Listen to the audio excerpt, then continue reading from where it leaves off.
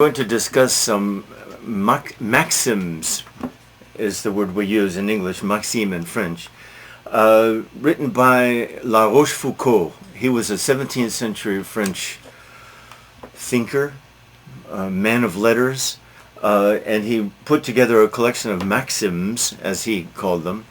A maxim is a short, usually, perhaps witty, incisive, cutting through, clearly as possible stated observation about human nature, especially. Number one, human nature. Number two, the human condition, what it means to be a human being in this world. These two, the most fascinating of all subjects. And La Rochefoucauld's observations are among the sharpest ever made by any human being. I'm not the only one who thinks that.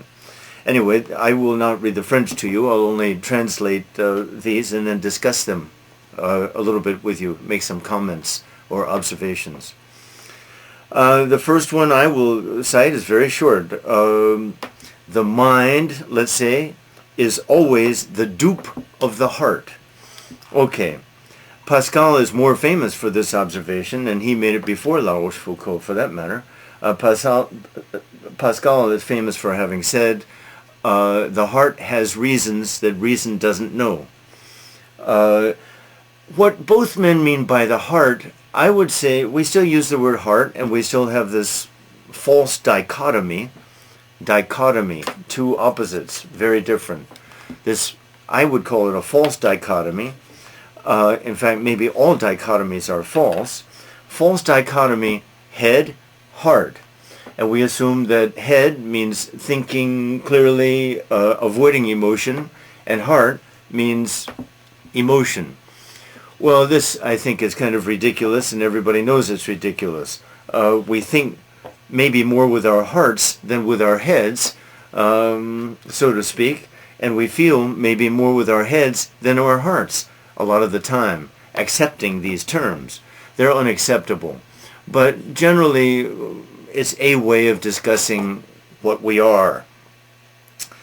In this case, the mind, or head, is always the dupe of the heart.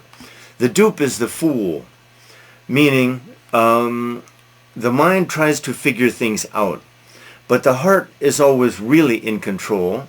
And what they mean is that the heart even controls the mind. That is, my reasoning takes me where I wanted to go in the first place. That's one way to put it. My reasoning takes me where I wanted to go in the first place. Now, yesterday I brought up that famous cliché poem by Robert Frost, The Road Not Taken. And I only discussed the first part of it, and that's okay. Remember, the traveler is walking along the road in the woods, and then suddenly the road divides into two, and he must make a choice. And this is symbolic also of choices that we make in life. He looked down one as far as he could, he says, then took the other. He never tells us that he looked down that other, he simply took it. In other words, his heart made the choice, while his reasoning pretended to be reasonable. Is it pretty safe to say that this is what we do in almost all of our big decisions? I think it is. Experience bears it out. Frost certainly thought so, and I think most readers of Frost's poem would agree too. That's what it means.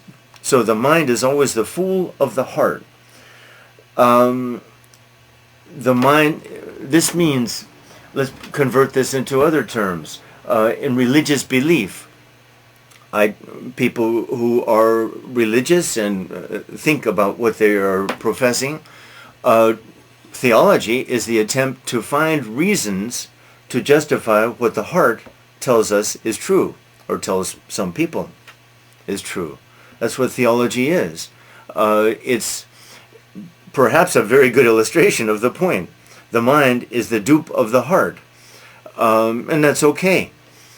My final observation, which I made from the start, is that, of course, this is a false dichotomy. These are not two opposites. Really, we are one person. This is the Hebraic, Hebrew Old Testament approach to human beings. Dualism supposes head and heart, spirit and flesh, body and mind. A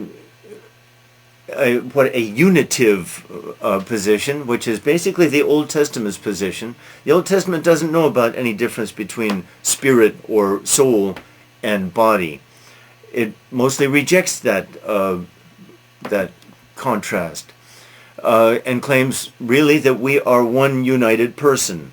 And I think that is much more convincing than our dualism.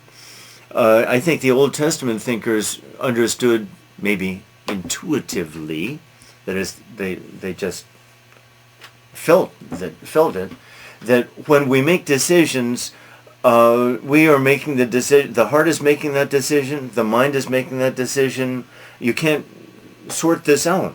Where does the one begin and the other end?